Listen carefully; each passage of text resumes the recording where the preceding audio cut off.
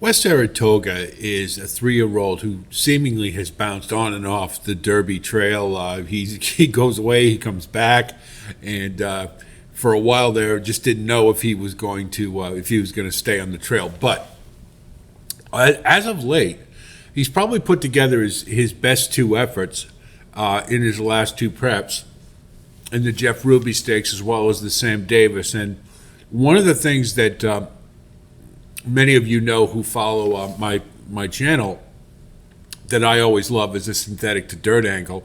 And this is a horse who has that going for him going into the Kentucky Derby, having run last in the Jeff Ruby Stakes. This one is, he's had moments at 2 years old of where you thought that he belongs, and then he's thrown in some clunkers too. It's kind of hard to get a read on him because he is pretty inconsistent, but he seems to have put it together for the last couple of starts. So we take a look at the pedigree and we see the dosage index, or the GSV, is about average with the rest of them. He's by Exaggerator, and who won the Preakness, and is in the Curlin sire line. So we don't worry about the distance too much from that angle. Not much from Mo Wicked, being by Uncle Mo.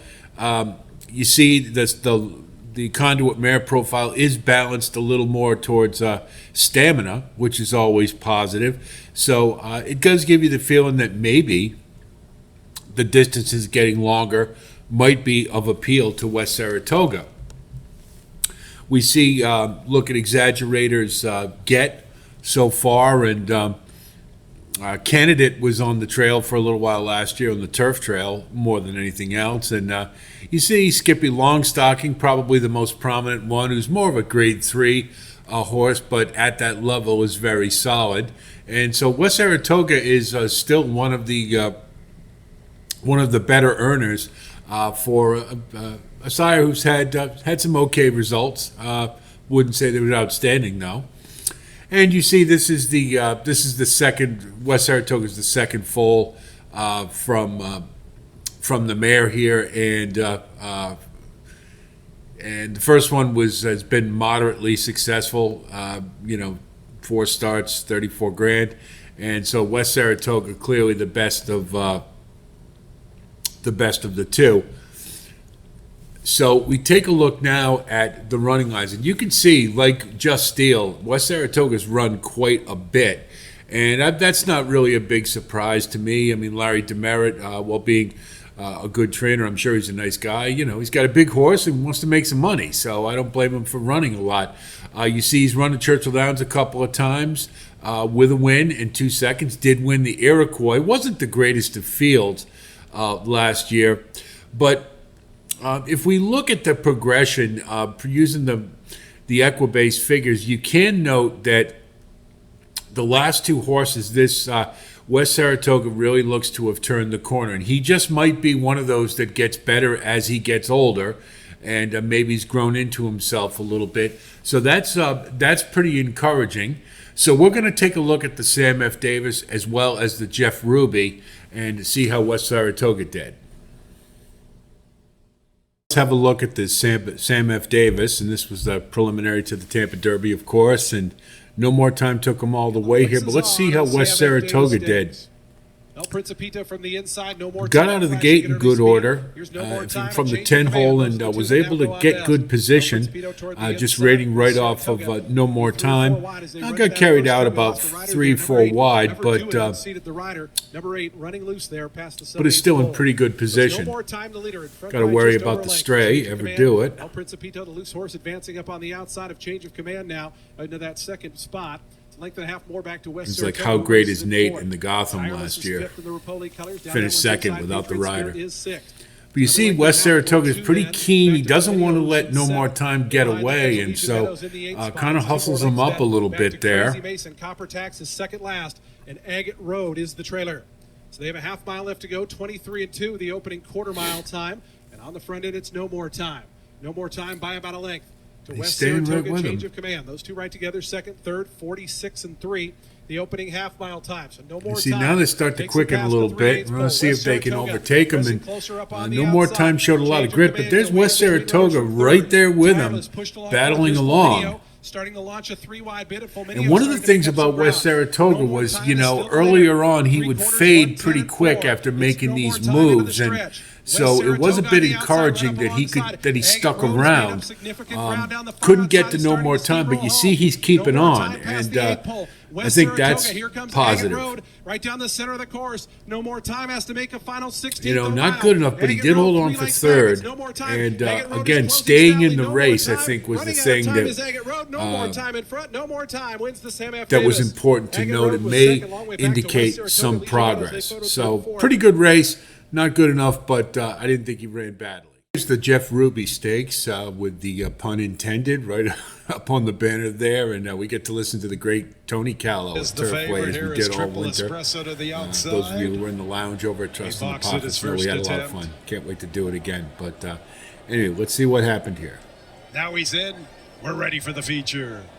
And there they go in the Jeff Ruby Stakes. Okay, well, in pretty good order. You see West Saratoga begins quickly from the inside. West Saratoga shows pace. Northern Flame is also amongst the early action.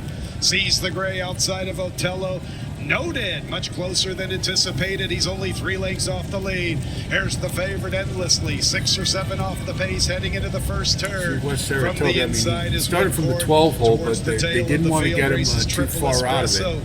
And did hustle a little bit, settled in about mid-pack. Lucky Jeremy making the pace. I think he probably would have wanted to be a little closer to the pace, but he's still in a good position there. And you see he's trying to jockey up.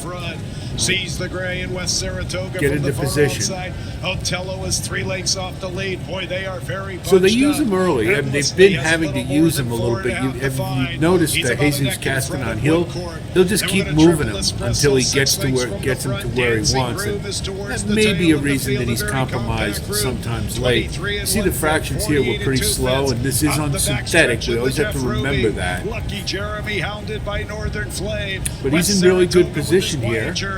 Noted continues to save ground, asked for a little run. Starting to get after it a little bit. Is launching his charge. Slow pace. He's 4 wide at the quarter pole, getting within 2. And here comes Endlessly. Endlessly is really closing in strongly. He's all dressed up in Sunday's best. He swings one from the outside. See, he swings wide.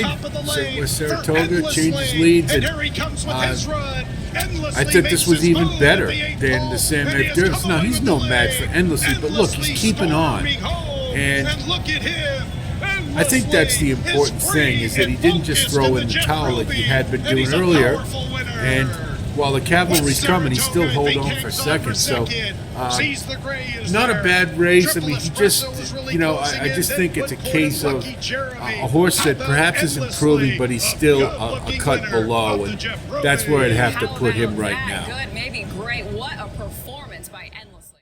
So now let's have a look at the pace study. And of course, because the Jeff Ruby was run on synthetic, we note it with an asterisk there. So that's what that means. We are going to base our calculations on that, but I think there's good reason to, and I'll explain why.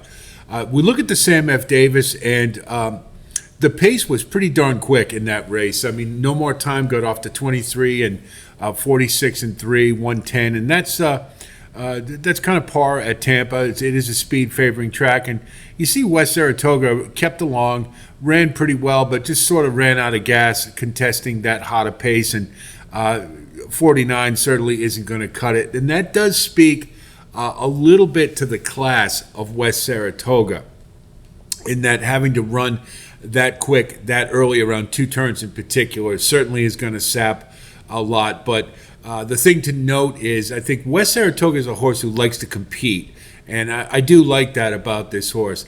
Now you move on to the Jeff Ruby, where we're on synthetic, and you see the fractions were certainly much more moderate because the pace was pretty slow. And as we noted, breaking from the 12 hole, he was carried wide around the first turn, and Jesus Castanon kept using him to get him into position. It turned out to be a good move because he did get second, but you have to note that the horse was used in order to do that, so maybe lacked a little something late. But if we look at these numbers, 54.13, 54.25, pretty moderate, but look at how his third fraction improved, and I think that's significant for a horse who does like to run up near the leaders on synthetic, because as we know, it is kind of hard on synthetic, particularly at roots, to go all the way on the front end and still have something left. Synthetic track is a definite conditioner. It does build fitness, and that's why so many times we see horses move from the all-weather onto dirt and they just pop. So I would say from the pace numbers, I would be pretty encouraged. If you're a backer of West Saratoga, he certainly took a move forward. The problem is he just doesn't seem to have kick in the stretch to finish the job. And I think, again, I kind of think that speaks more to his being just a cut below. But he is on the improve, and for a horse who I think likes to compete, bottom of the super, maybe. He's an interesting horse in that there've been many times I've wanted to count him out, and he's been right there, very surprisingly. So he's kind of an X-factor horse. You're certainly going to get a huge price on him, without a doubt. And on synthetic, actually, his EP, AP, and SP are commensurate with some of the better Derby contenders, albeit on synthetic. But I thought that was a pretty big move forward in the Jeff Ruby, and we'll see where it takes him from there. So we get to issues and concerns. Class is the big one. I'm just not sure that West Saratoga is in the same class with the better 3-year-olds. I think he's a cut below. He is improving, and I think that's safe to say, which again goes to the all-weather to dirt angle. Is that going to elevate him to the point where he can be more competitive? I don't want to say he can compete for the win in the Derby, but can he be competitive? And that would mean a lot, because again, for the bottom of your gimmicks, a horse at a big price like West Saratoga, you love to see it. So one to think about. Speed is certainly where I think West Saratoga is lacking and would need a quantum leap to be really competitive in this group. However, could he suck up for third or fourth? Sure, why not?